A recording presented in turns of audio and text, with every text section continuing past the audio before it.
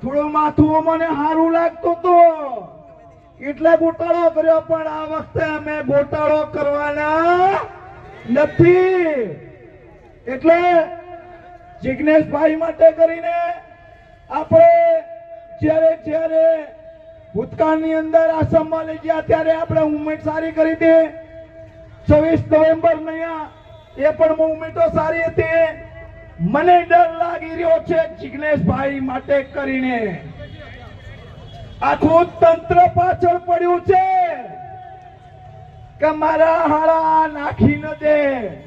આ લોકો કાલે ગોપાલ ઇટાલિયાનું કર્યું, એવું જો કર્યું ને તો સમજી જજો જિગ્નેશ સામે આંગળી કરવા વાળાની માં એનો બેઠી એટલે મારે નથી કહેવાય.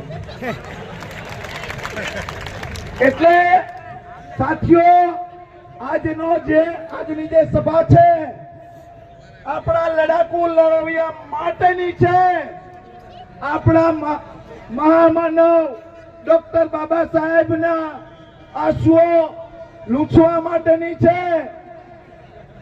23 સપ્ટેમ્બર 1917 ની અંદર આપણા મહામાનવે વડોદરાની અંદર સંકલ્પ કર્યો હતો કે જ્યાં સુધી હું જીવીશ ત્યાં સુધી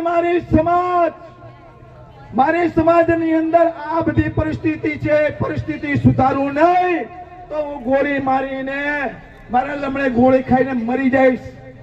આવો એક સંકલ્પ કર્યો હતો.